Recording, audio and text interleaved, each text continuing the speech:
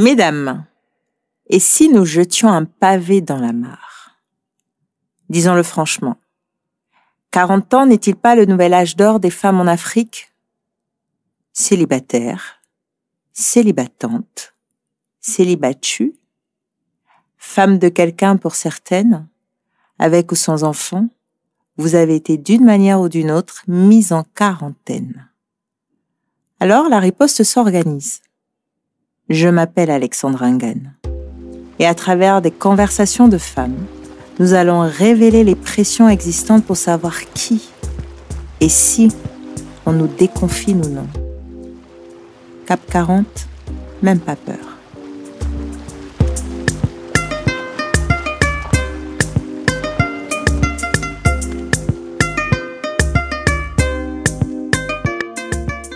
Il est où le bonheur? Qu'est-ce que le bonheur pour une femme africaine? Sur quelle base et comment se construit-il? Quel en est le prix? Vanessa Adandé et Mujinga Tambwe sortent du confinement et nous parlent de la valeur, de la place de la femme en Afrique, des pressions de l'éducation de la jeune fille à la femme adulte.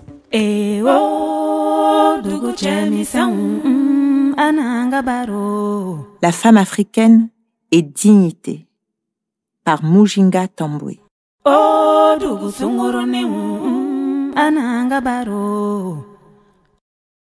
Le bonheur. Qu'est-ce que le bonheur? Je suis allée consulter Bob. Bob, c'est le diminutif anglophone pour le prénom Robert. Ainsi, j'ai parcouru l'édition 2009 de mon petit Bob, qui définit le bonheur comme l'état de la conscience pleinement satisfaite. Du coup, je me suis posé la question suivante. Qu'est-ce qui peut me procurer la pleine satisfaction? J'ai longtemps soumis le bonheur à un ensemble de conditions en fonction des périodes de ma vie. Et quand je suis passée à l'âge adulte, autour de ma petite vingtaine, j'ai tablé mes espoirs de bonheur sur la famille. Ouais, fonder une famille. Une famille qui serait composée d'un partenaire bienveillant, bien sûr, brillant et beau, sans oublier qu'il aurait été follement amoureux de moi et qu'il m'aurait donné 2 ou 3 beaux enfants. I love you, baby. Fonder une famille était pour moi une nécessité. J'ai en effet une histoire de vie un peu particulière, et pour faire court, j'ai été séparée de mes parents biologiques à l'âge d'1 an, et une famille belge m'a élevée jusqu'à l'âge de 16 ans et demi. Une expérience de vie pareille, comme on peut l'imaginer, a laissé des traces. Un certain nombre de malaises, de l'insécurité, le sentiment d'abandon, le besoin de validation, des désirs, le désir d'ancrage, de plaire, d'être aimé. Dans l'ensemble, ma vie a été ponctuée de belles réussites.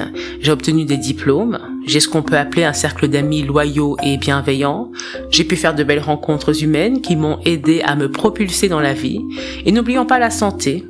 Oui, la santé qui a toujours été au rendez-vous. En tout cas, pendant près de 40 ans, j'ai pété la forme. Et sur le plan professionnel, j'ai une carrière internationale qui se poursuit et qui me permet de parcourir le monde.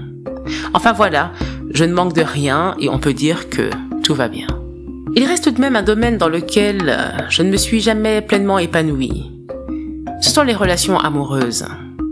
Pour une raison restée mal comprise pendant près de 40 ans, je ne suis pas parvenue à faire en sorte que les hommes qui me plaisaient s'engagent vis-à-vis de moi ou à m'engager vis-à-vis de ceux qui le souhaitaient sincèrement. Alors, les premiers prenaient la poudre d'escampette. Ça arrive. Quant à la deuxième catégorie, je leur trouvais toujours quelque chose qui m'empêchait de faire le pas. Et puis, il y avait toujours cette sensation selon laquelle l'herbe était indéniablement plus verte ailleurs. Alors pourquoi se contenter de peu? Et parce que ma conception douce ou édulcorée et sans doute naïve de la famille impliquait la présence de ce belâtre, cet homme brillant, engagé et éperdument amoureux, l'absence d'une telle relation scellée par l'engagement contraignait mon projet et par conséquent ma quête du bonheur. En 2015, une opportunité professionnelle se présente à moi et elle me permet d'aller vivre à Genève, en Suisse, pour intégrer une agence des Nations Unies. Check!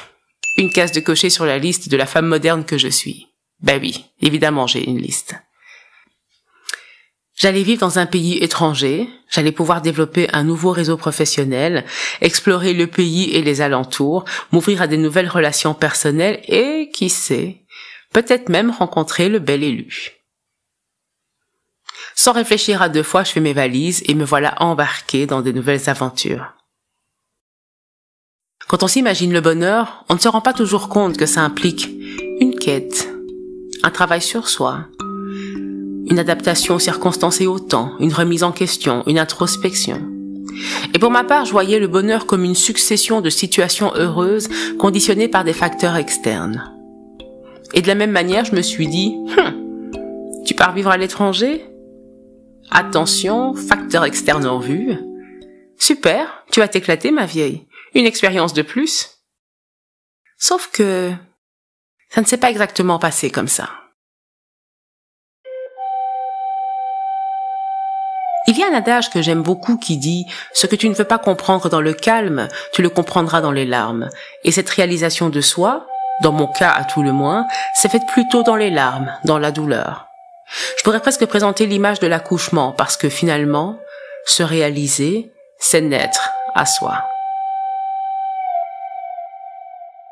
Fast forward. Nous sommes en 2017 et je vis à Genève depuis 2 ans. Je considérais avoir fait mon trou, comme on dit. Ce fut pas simple, mais j'y étais parvenue. J'avais un travail sympa, je voyageais pas mal, j'avais un réseau social intéressant et j'étais constamment occupée. Comme je vivais loin de mon entourage habituel et de ma zone de confort, j'apprenais à vivre différemment. Je me sentais pas jugée quant à mes choix personnels et surtout j'osais me lancer dans des tas de nouvelles expériences. Check. Une autre case de cocher. Malgré tout, je ressentais toujours un vide que j'avais qualifié de manque de famille. Bah oui, je n'avais toujours pas rencontré le bel homme remplissant tous les critères de ma fameuse liste pour créer un avenir avec la belle que j'étais. 2017, c'est également l'année durant laquelle on me découvre des petits bobos de santé. En l'occurrence de l'anémie, liée à des pertes menstruelles trop intenses, en raison de la présence de fibromes. Alors on me présente des options, j'en choisis une, mais ensuite on me demande de prendre mon temps. Alors je deviens frustrée parce que je considère cela comme une entrave à ma liberté, mais comme il s'agit de ma santé, je patiente. Je retourne voir le gynéco quelques mois plus tard, avec ma décision en poche et en tête. On opère pour enlever la racine du mal, à savoir les fibromes. Il m'explique sans aucun tact que ça ne sert à rien et qu'il faudra procéder à une hystérectomie, soit enlever mon utérus. La nouvelle éclate comme une bombe. Après l'effet de surprise, je me fâche. Je suis frustrée, dévastée. J'ai envie de lui en coller une et je claque la porte. Je la claque vivement. Mais je suis une femme d'action. Alors ni une ni deux, sur les conseils d'une amie, je consulte un autre gynécologue, une pointure de l'obstétrique, qui m'accompagnera avec bienveillance. Il me fera passer des examens, me présentera des options chirurgicales, qu'il prendra la peine de détailler, lui, et finalement il m'opérera quelques mois plus tard. L'opération permettra d'enlever les fibromes, c'était l'objectif. Par contre, on a également découvert une complication. Je souffrais, attention, d'adénomiose utérine. Autrement dit, le tissu endométrial qui tapisse normalement l'intérieur de la cavité utérine se développe dans la couche musculaire de l'utérus. Alors je vous renvoie à Google pour clarifier toute zone d'ombre quant à mon explication. Et donc, ce tissu endométrial déforme l'utérus et avec ce genre de problème, il est difficile de porter des grossesses à terme. Seul traitement efficace, l'hystérectomie. C'est trash quand même. Et donc une fois de plus, je réalise que mes options de maternité naturelle, condition sine qua non de mon bonheur, se réduisent drastiquement. On me présente des options pour la maternité, congélation d'ovules, mère porteuse, etc. On me demande de prendre un temps de réflexion que je prends. Mais entre-temps, je m'affaiblis de plus en plus. Mes pertes menstruelles décident de ne plus s'interrompre, les vilaines, avec pour une conséquence une anémie sévère qui me cloue au lit parfois pendant 2 ou 3 jours. Moi qui n'avais jamais été malade, j'étais servie. J'avais littéralement l'impression de me décomposer. Mon corps me lâchait. Et c'est là que l'instinct de survie a pris le relais. Un matin, j'étais mal en point physiquement et je me suis dit, mais qu'est-ce qui est plus important pour toi? À ce moment-là, j'ai réalisé que la seule chose qui comptait, c'était de me débarrasser du mal et d'être à nouveau bien dans mon corps. Prendre soin de mon corps, de ma santé physique. Et là, j'ai passé un coup de fil à mon gynéco afin de fixer une date pour cette fameuse intervention, l'hystérectomie. Il m'a posé la question de savoir si j'avais fait un choix pour mes options de maternité et j'ai répondu, bien entendu, avec conviction. Si je ne peux pas porter mes ovules fécondés, alors personne d'autre ne le fera. Hors de question. Respect de mes convictions. On ne se rend pas compte de nos capacités, de nos ressources, tant qu'on n'est pas plongé dans une situation extrême. Une fois la date de l'opération fixée, il m'a fallu informer mes proches. Et là, nouvelle surprise. Les personnes sur lesquelles je comptais le plus ont fait preuve de la plus grande des maladresses et d'une vive opposition face à ma décision. En réponse, je leur ai fait savoir que leur manque de compréhension m'importait peu, finalement. Je n'allais quand même pas changer d'avis et j'irais au bout de ma décision. Respect de mes décisions. Et Dieu, toujours attentif, a suscité un élan de soutien qui s'est manifesté à travers mon nouvel entourage, Genevois, mes amis, mes collègues et même le corps médical. Consciente que l'intervention allait me priver de la maternité, je réalisais également que j'allais devoir gérer le deuil, parce qu'il s'agissait bien d'un deuil. J'allais mourir à une manière d'être pour naître à un nouveau moi. Et pour effectuer cette transition, il me fallait de l'aide professionnelle. Prendre soin de ma santé mentale, de mon âme. 2 mois après l'intervention, j'ai donc commencé une thérapie holistique. Comble de la surprise, c'est que cette thérapie m'aidera à comprendre que pour être heureuse, j'avais besoin d'être connectée avec moi-même, corps, âme et esprit, d'être alignée et de prendre soin de moi physiquement, spirituellement et surtout mentalement.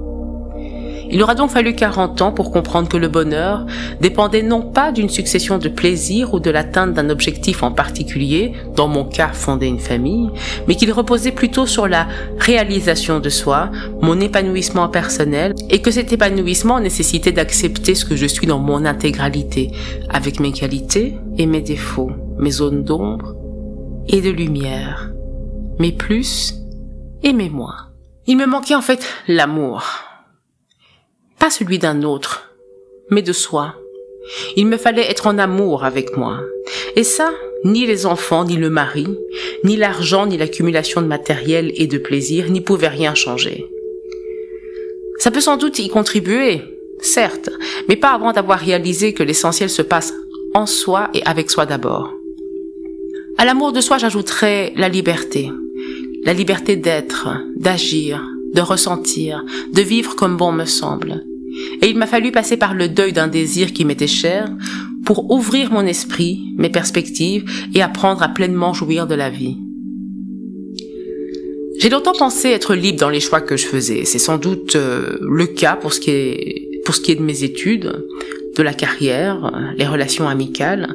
Par contre, ça n'était pas le cas pour les relations plus intimes, la manière d'entretenir mes rapports à la famille ou encore d'exister au monde. Ce que j'ignorais jusque-là, c'est que j'étais conditionnée par des multiples blessures. Et ces blessures, je les qualifierais avec le recul de blessures liées à l'enfant intérieur, lequel a été parfois malmené, mal soigné, peu réconforté, insécurisé, abandonné. Et pour m'en rendre compte, il a fallu que je vive une situation choc pour m'extirper de tout cela, réaliser qui j'étais véritablement et surtout assumer ma soif de liberté. À compter de ce jour-là, j'ai cheminé avec l'aide d'une professionnelle et réalisé que je n'avais qu'une seule vie et que je devais la vivre pleinement et en toute liberté. J'avais besoin de me réaliser pour être libre. Alors, on parle de réalisation de soi, d'amour de soi, de déconditionnement. Mais qu'est-ce que ça implique? Ça implique de se connaître. Selon moi, il est impossible de vivre librement et pleinement sans se connaître, c'est-à-dire effectuer une introspection à 360 degrés et faire le tour de sa pleine puissance et de ses zones d'ombre.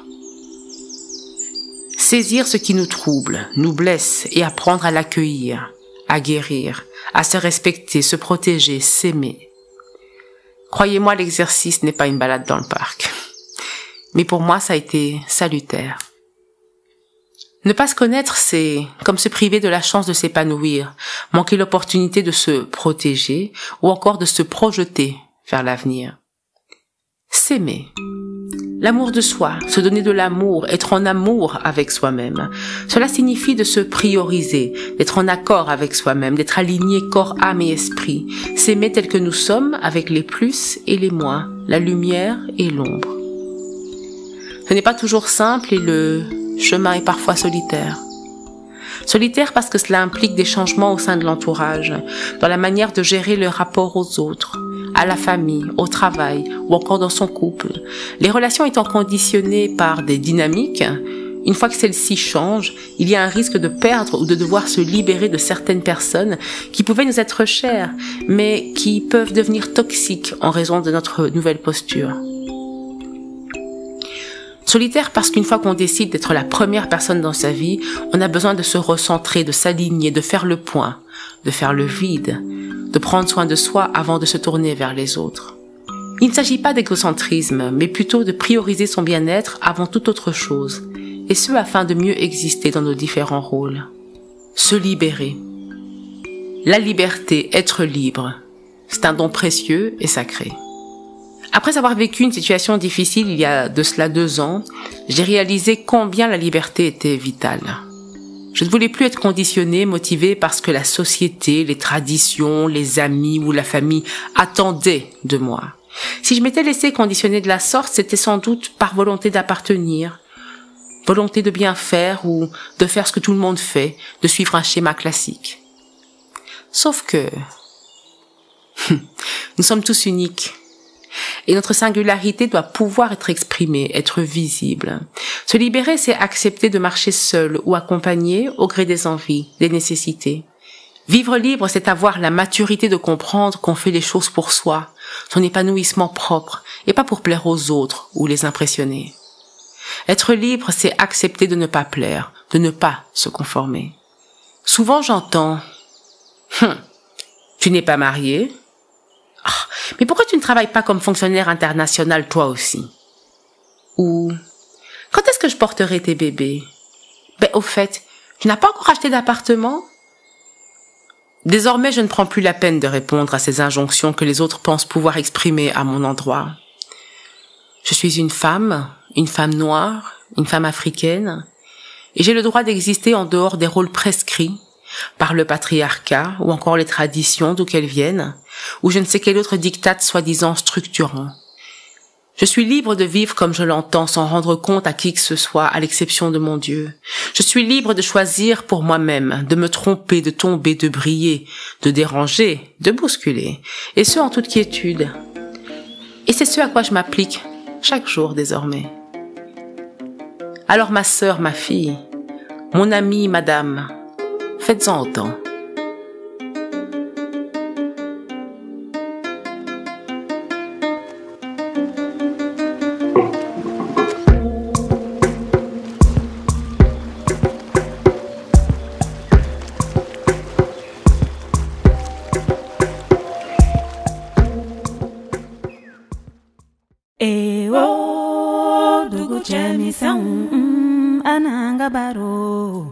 La femme africaine et royauté par Vanessa Adandé.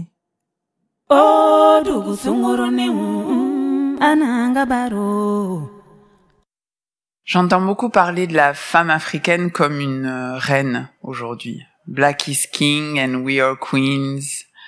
On pense que c'est la mode, mais moi je pense que ça vient de bien plus loin. J'ai toujours pensé d'ailleurs que j'étais une reine. Je suis née reine et je suis née d'une reine.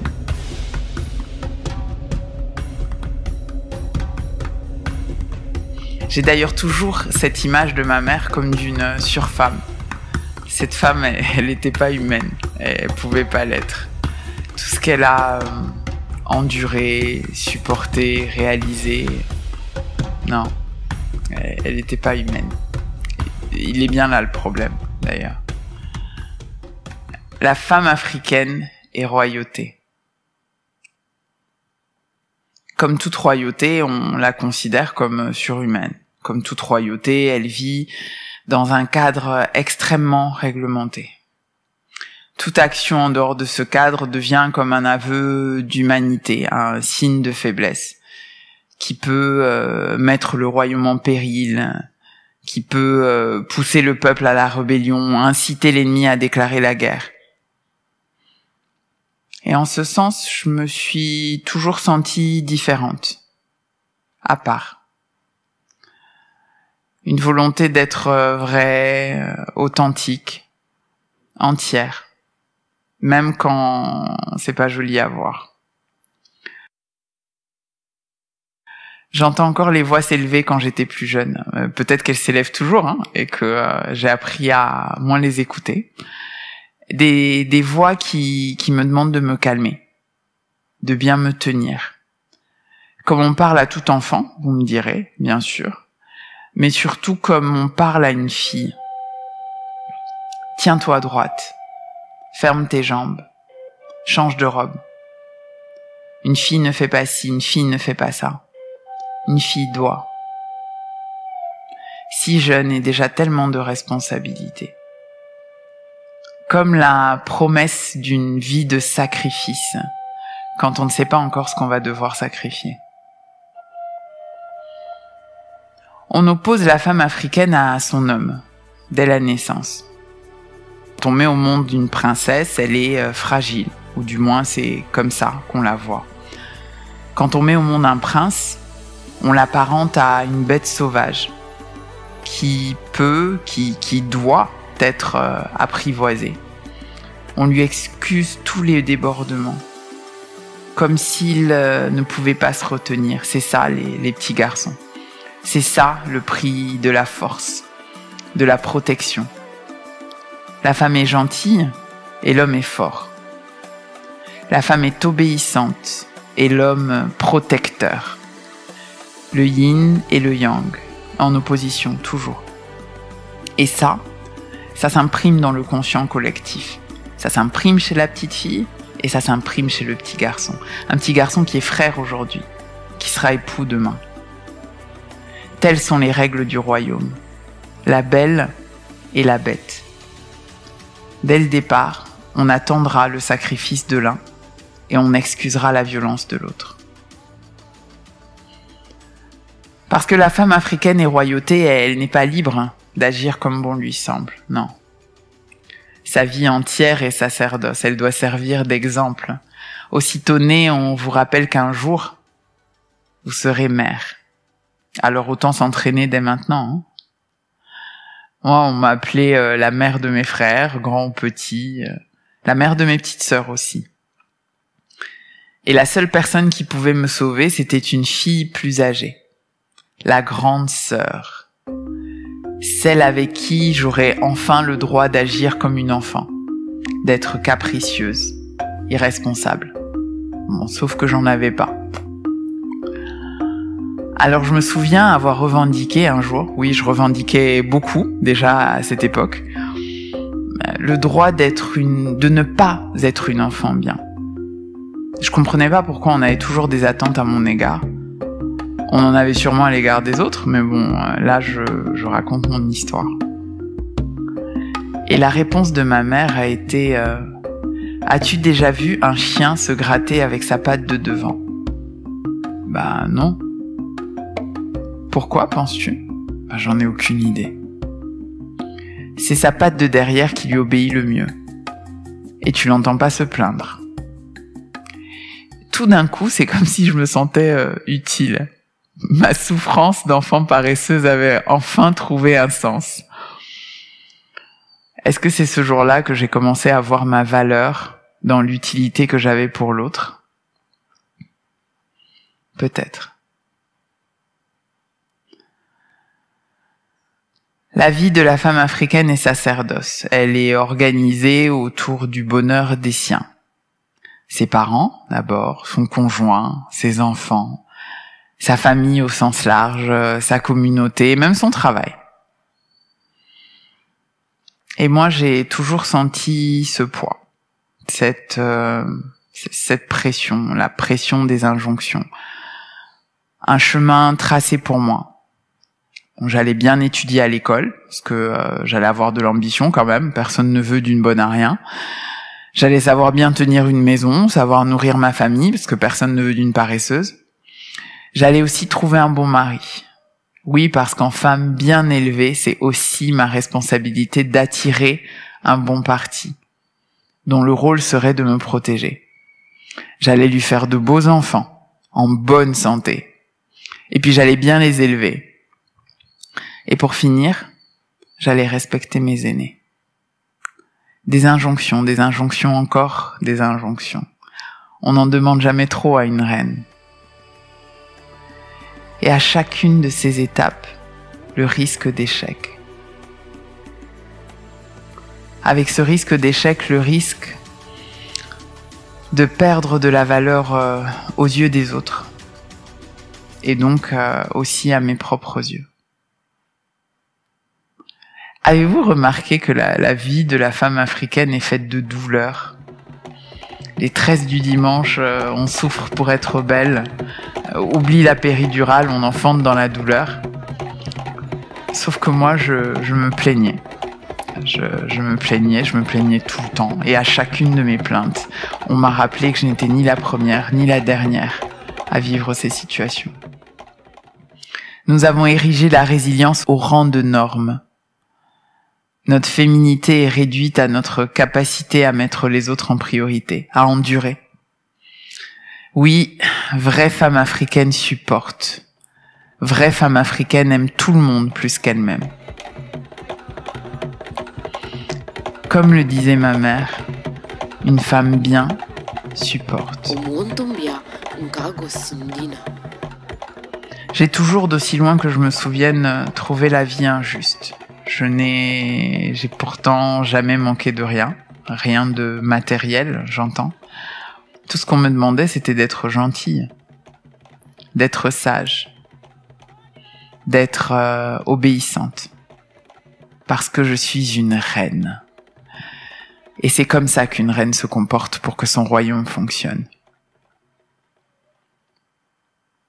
Mais que se passe-t-il quand une reine souffre ?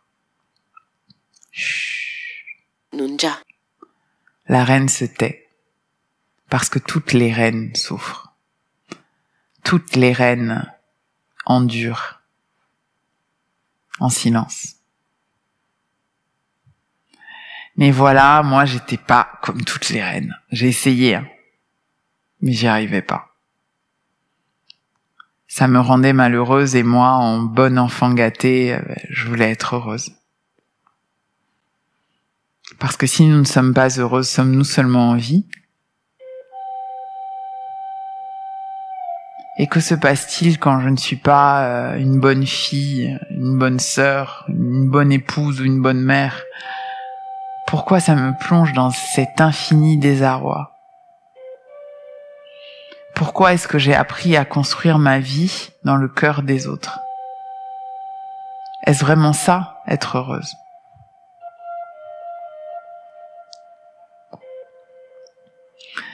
Ma mère est une pièce maîtresse de qui je suis aujourd'hui, de comment je me suis construite. Et c'était un bonheur infini pour moi de chercher à être une bonne fille sur laquelle mes parents pouvaient compter. Et puis je l'ai perdue, ma mère.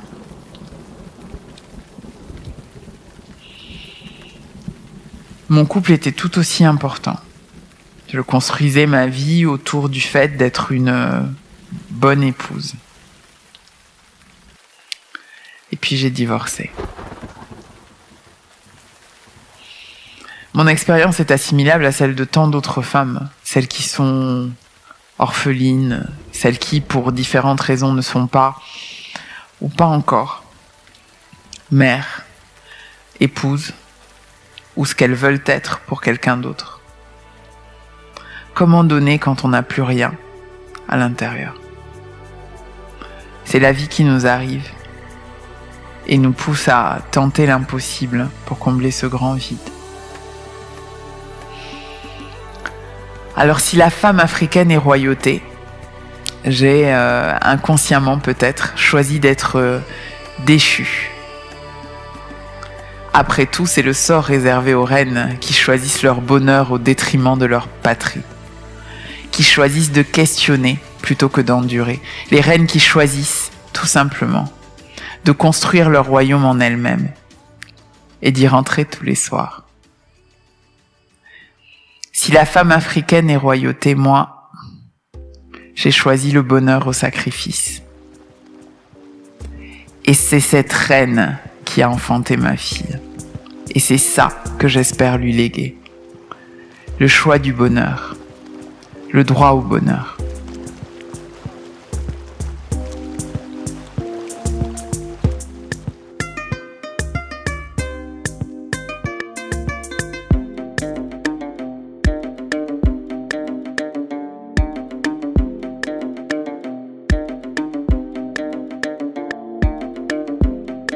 En espérant que ce podcast vous a plu, nous vous invitons à découvrir d'autres sujets des mises en quarantaine sur toutes nos plateformes de partage. N'hésitez surtout pas à nous faire part en commentaire ou message privé de vos avis et suggestions. À très bientôt.